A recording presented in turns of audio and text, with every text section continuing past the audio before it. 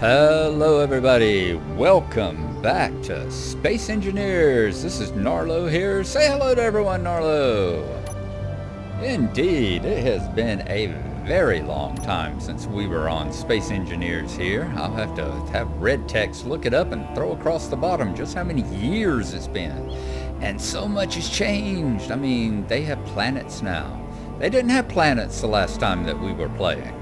Mindfiend and I have started a new game here.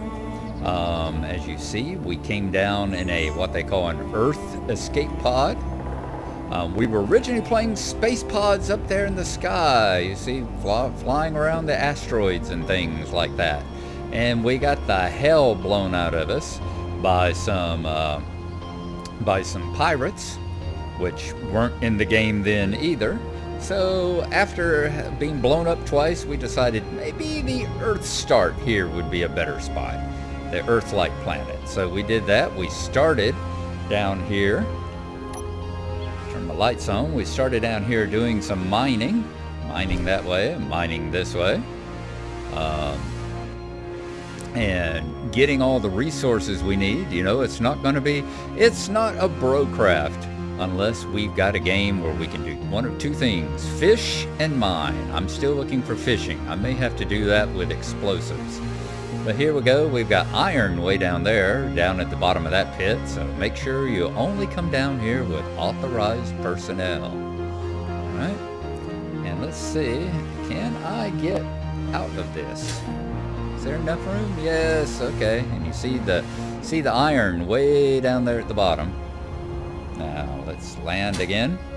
And what are we doing with all that iron? Well, we have started working here on the beginnings of our base. I thought I would document the beginnings of it here so we could see how we were coming along. You see Mindfiend's making sure we're getting plenty of power. It's got 5 turbines going, which will actually power and keep our battery going there. So we're very happy about that. There we come over the hill and you start seeing the beginnings of the base. They have skins now in the game. You know, before, go back and look at some of the stuff. We did the yellow and black striped warning things, but we had to do it with yellow and black armor cubes, you know. But now they've got skins where you can actually skin the armor cubes a certain way. We got a battery here. The turbines are keeping the battery going. And first principles, we have a bathroom here, of course. Y'all excuse me for just a moment. All right, there we go. Excellent. So we got to take care of the necessities, you know. And even found a skin. It was blue plastic. So we got a blue plastic porta potty there. Coming up on here, we got light armor blocks, and I've used the concrete skin to make a nice mechanical floor here as we work with our basic assembler and our basic refinery, which I think we're gonna have to, I need to swap these around. I had moved them and I think they need to be moved again. I think the refinery needs to point this way so that when you come up the ramp you can go right to it instead of having to go all the way around the corner here. So I think moving that's gonna be a thing. But along with that, so that we don't have to run all the way down there to Narlo's hole and get in and out, I've started digging a hole here. And once we get down there, I'm going to connect it up with the end right over yonder somewhere of the shaft that Mindfiend's been digging. And we're going to put a ladder to get up and down it there. So there you go. We are cranking along, having a great time. I'd forgotten how much fun this game was. I'd forgotten how much I enjoyed it. I was telling Mindfiend, it reminds me so much, you know, me and my board games. There was a board game I used to play back in the day called Belter. And you were a asteroid miner set in the year 2076, which I don't think we're going to hit. But you were an asteroid miner and mining the asteroids. Miner 2049er, as it were. That was a different game, but the same kind of principle. And I have enjoyed it. So, yep, I think next up I'm going to get started working on a ship or actually a vehicle. I'm going to get me a tracked vehicle that we can drive around and find more ore deposits. That iron deposit there was just pure luck that we came across it. So we're going to build a vehicle, put a ore detector on it, and drive around and see what else we can find, so we can start filling these things up and get some second tier and third tier machinery going here. So there you go. I hope y'all have enjoyed just this little quick peek of the way things are. Let's spread it on around here, and we will see y'all next time when we've gotten a little further along. See you then. Goodbye and good luck. We can get 9k of ice in an empty container.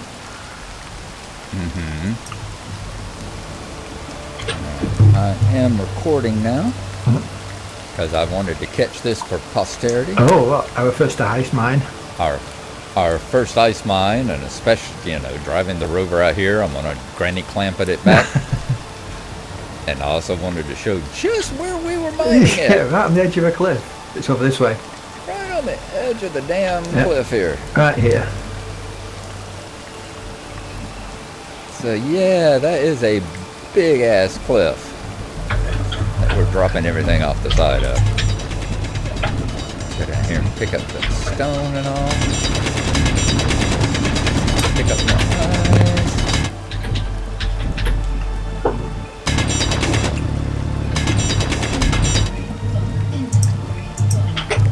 And of course, me being me, I've already made the ice paper joke several times.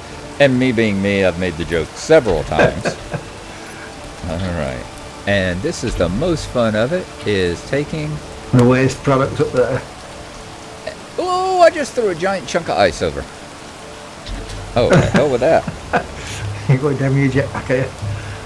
I'm gonna go get it.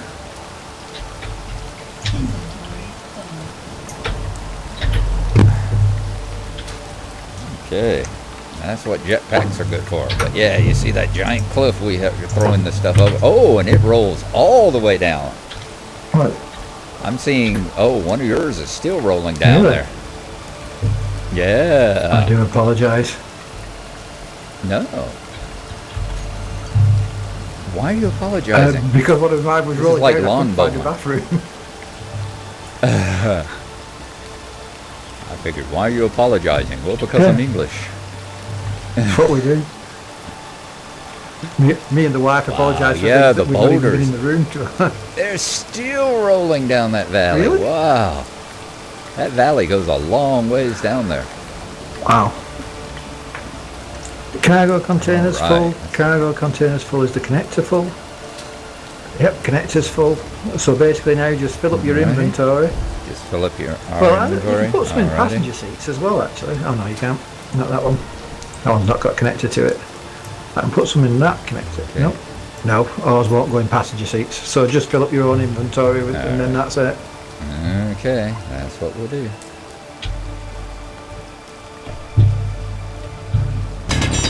Let's see here.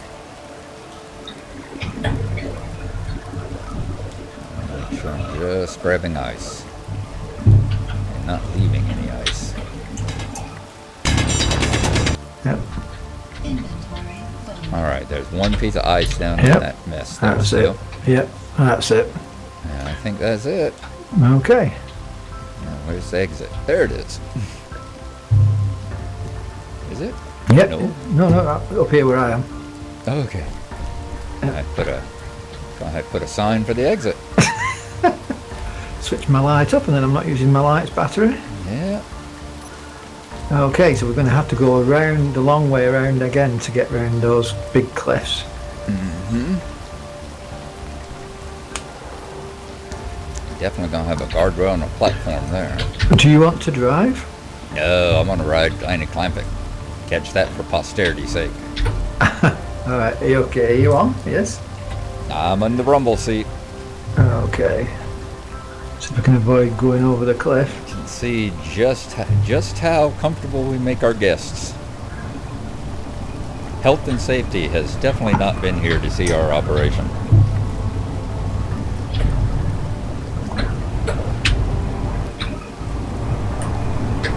This is so...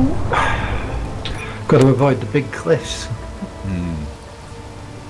But the trouble is you can't really see where they are when you're in this thing until you get... Whoa, zoom right in and see myself sitting there. Whoa! Reverse.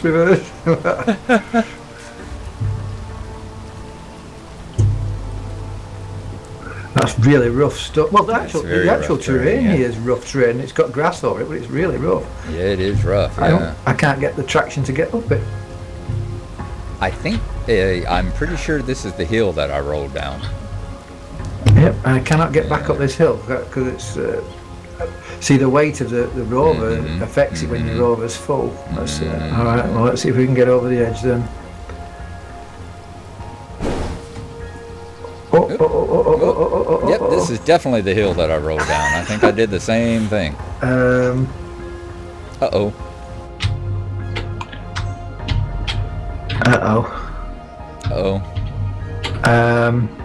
Congratulations, you passed your driving test.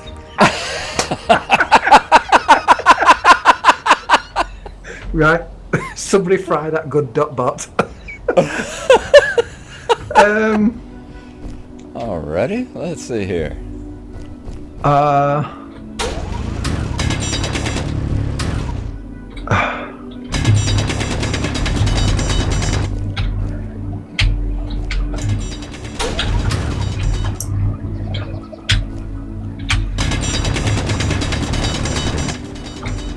Whoa.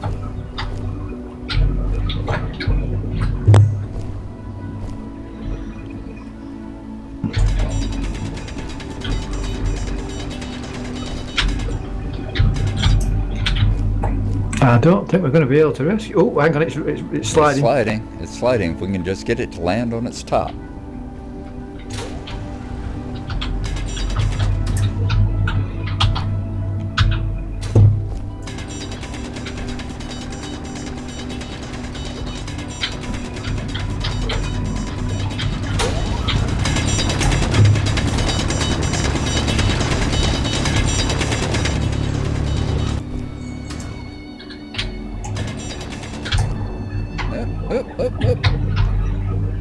Let's see if we can wiggle it. Everything's pretty badly damaged. Oh, there it goes. Come on, fall on your top. I mean your bottom. It's sliding down on the roof. Wheels. Come on. Sliding down on the roof. Ah, dear. Well, I was going to suggest actually that you built a rover as well because it was a really good learning experience for the game. So you can build the rover that comes and collects this one. A rover with a crane rover. No, I can't get it to.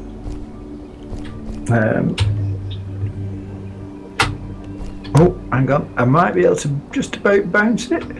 No, it bounces a little bit, but not enough.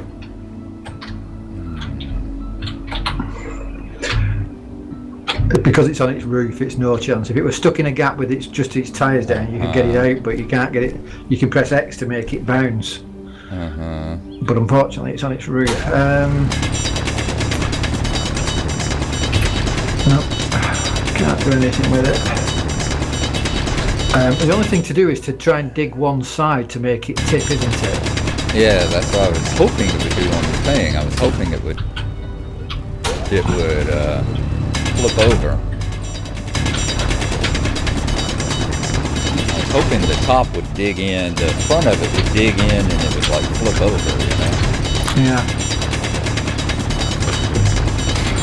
So rather than let it slide down by the back, sort of dig out underneath the side and make it flip, yeah.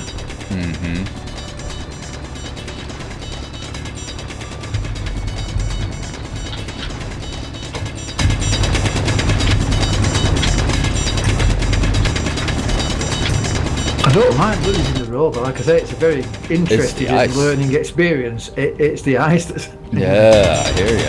I don't want to lose all that ice.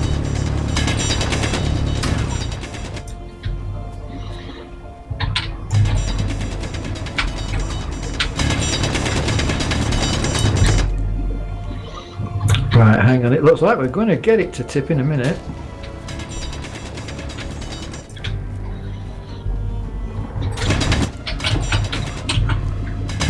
Who needs creepers?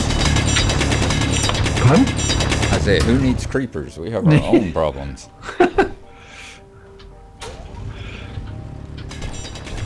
It must have been the weight of the actual full rover, because it just would not get back up the slope that it had just come up. Mm-hmm.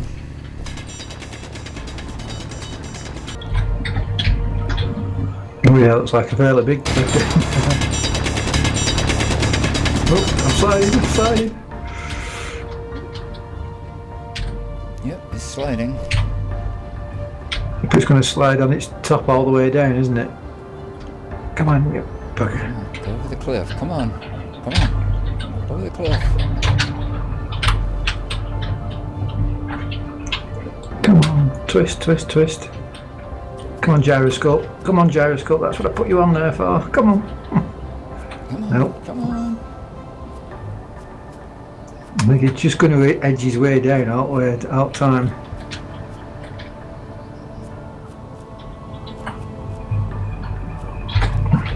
It needed something big to flip it, and it just ain't there.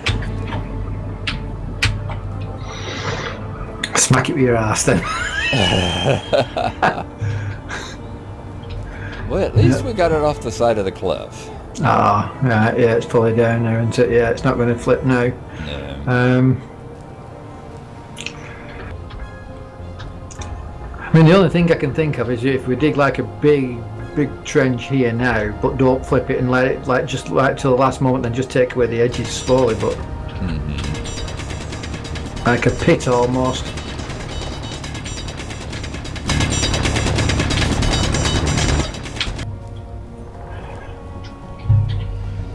Right, I'll put in a thing here, crashed rover. Although it won't, it shouldn't delete it, will it? No, it's still powered. Powered for a couple of days, so we'll go and have to build it. Delete it. Right, okay, so I suggest we both put a marker in here, crashed rover. Gee. All right. I don't feel so bad about rolling it down the hill now.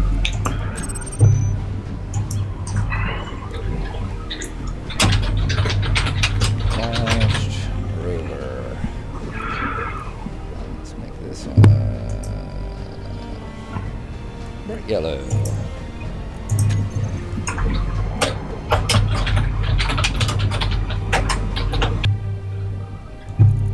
Those cliffs are worse than they look. They don't look as bad as they actually are. Quite bad, yes. And you see how rough the rock is there with all the chasms and dips and crevices in? Well, it's like that at the top as well, but that's hidden by the grass, so it's under the grass. Alrighty.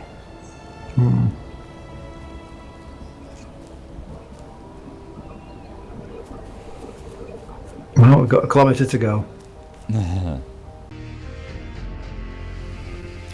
I am back at the flipped Rover and have been watching a video from Splitsy about riding an overturned vehicle.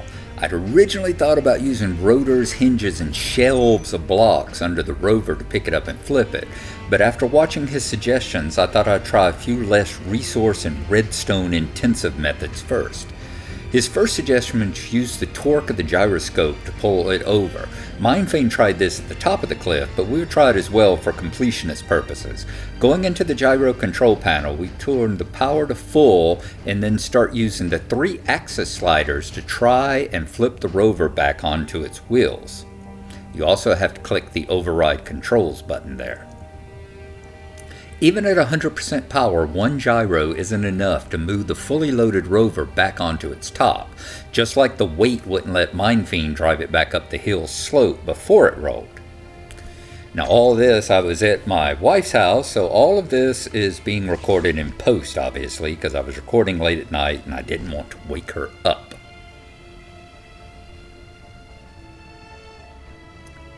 We have got it into a nice little hole there. Have I mentioned it rains a god-awful lot here on this planet? I'm surprised everything isn't rust.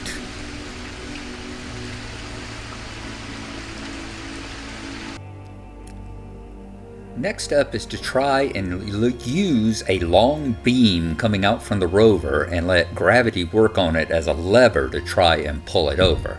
So we hop up here and connect the beam to the bottom using our small little armor blocks here.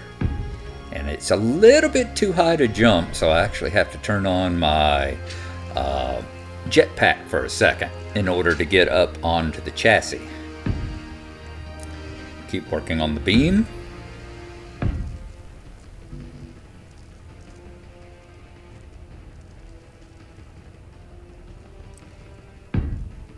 The beam has to angle out from the rover in order for gravity to pull it over rather than just go up straight. If it goes up straight, then gravity would just push it down further into the ground there, as you can see. So we're going to have to go out and down the hill with the beam in order to try to get the rover to flip. And as you can see, although I can't jump up onto the chassis, the magnetic boots allow me to climb up the near vertical beam with no problem. So we keep going up and up and up.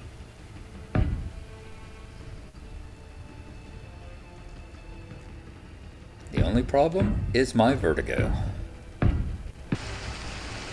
In Splitsy's video, he attaches a bunch of batteries to the end of the arm as a counterweight since they're so heavy. According to the wiki, you don't get the power cells back when you grind the batteries down, and we're too early in our colony to waste resources like that. So I thought, why not build a basket on the end of the arm and fill it up with stone?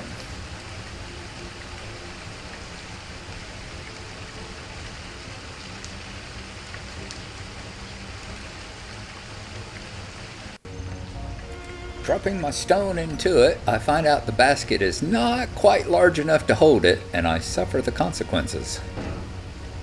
Ouch. And I almost get beamed by the stone when it comes down. And I try the basket, a little bigger basket, and try the stone several more times. Ouch.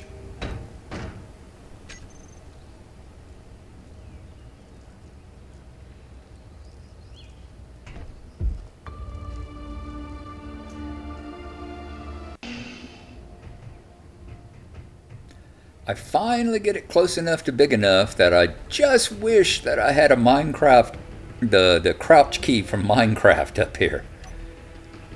It'd be nice to be able to hang on just a little bit tighter instead of getting that red splatter every time I hit the ground. Fortunately, I see I'm down to 55 and we've got auto heal, so I'll heal up to 70, and somehow or other the rock stays in the basket. Clean up the blocks that tried to get away.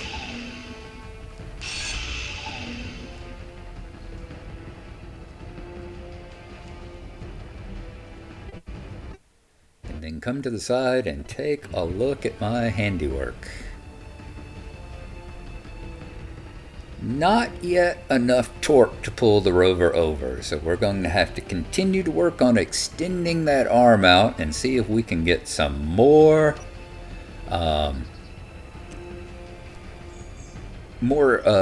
leverage going on. Plus, I decided to help out gravity a little bit. So I figure I will dig out underneath, do what we were trying to do on the cliffside, and dig out on the side of the rover here. So give it some place to kind of tumble into.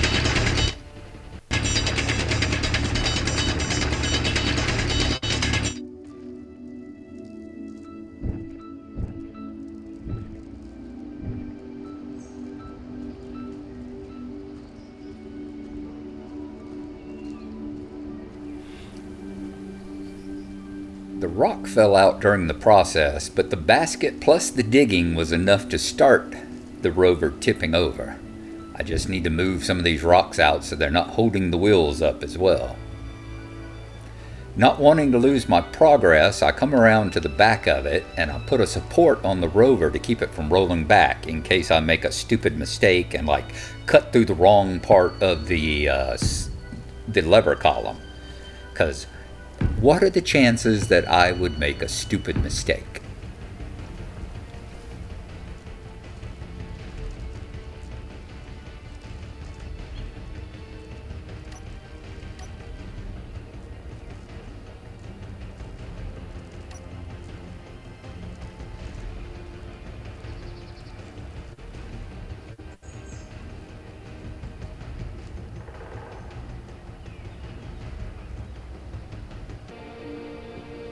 I've continued to extend the size of what is now a ball of blocks instead of a basket, using its weight instead of rocks. I've also, as you see, raised the joints in the beam as they get too close to contacting the ground.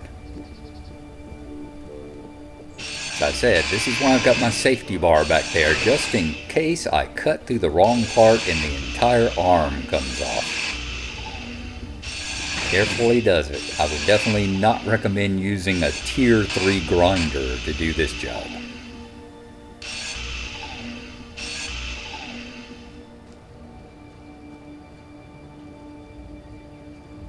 Halfway. It is practically vertical now.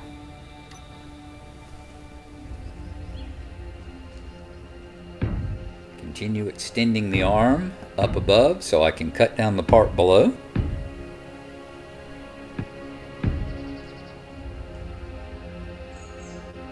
And as you see, it slowly continues to creep downward, pivoting the rover in turn.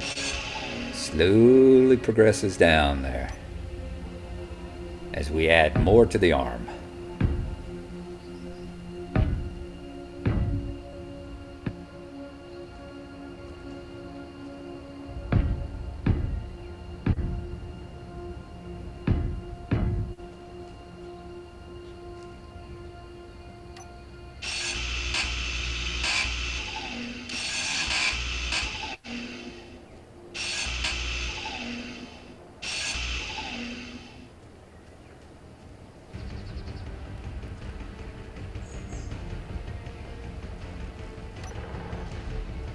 As we go along and the thing continues to tip, I also update my fail-safe prop to make sure that as I'm cutting parts of it away, as I said, I don't want to cut the wrong part and have it tumble back, so I keep adding to the fail-safe back here.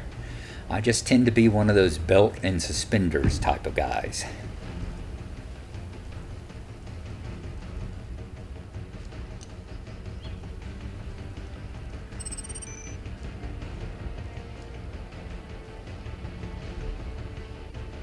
As you see, the ball itself had to be cut apart and the beam extended past it several times as the ball came down in contact with the ground.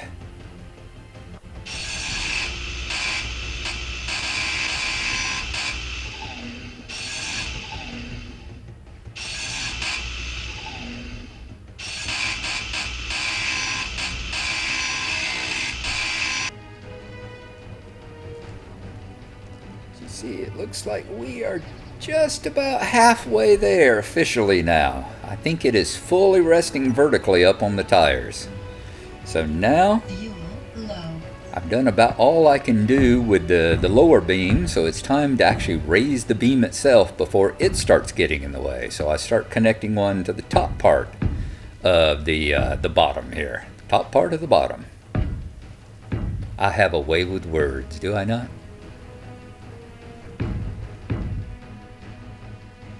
This whole process went on, I probably spent close to, I'm wanting to say it was a little over 2 hours, but it was, in the future it would go much quicker, but it was largely a course of experimentation, partly, and also constantly going back and, as I said, look at the videos and stuff,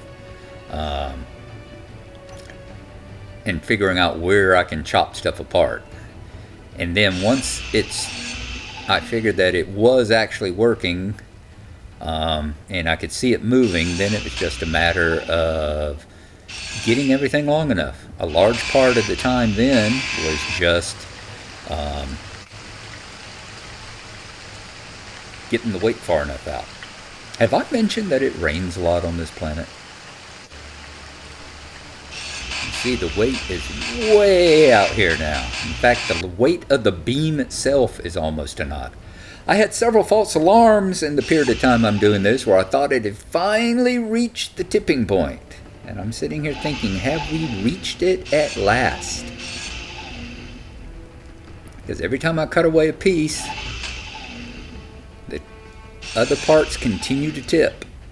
I cut off the next row, and the next row continues to tip on down. There you go. It looks like we have done it. That is very favorable signs. Okay. A couple more big cuts here.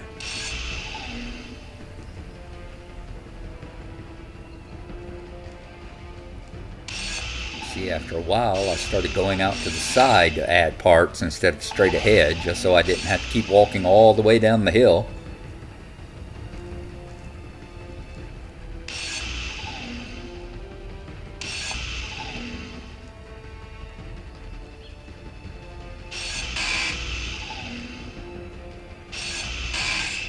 And we have definitely done it. We have hit the point of no return.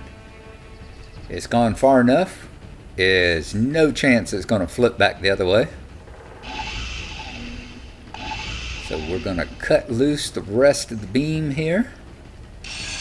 And then get rid of the stand.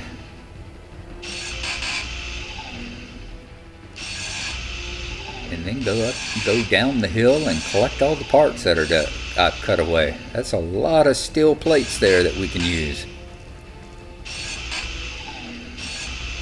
Excellent. And there we go. The Rover is back on its wheels again.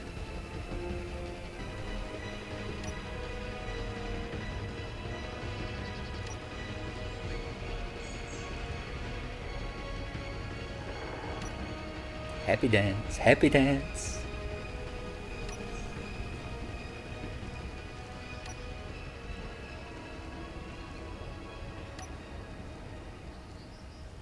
I was very happy with that. It's come in useful once before. Come in useful once again. Fuel low. Is it possible for you to just shut up and let me be happy?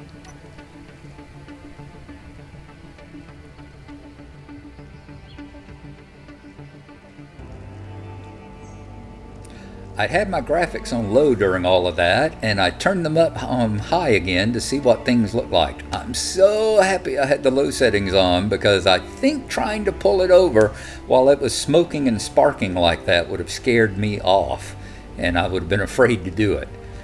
It's one case where truly ignorance is bliss.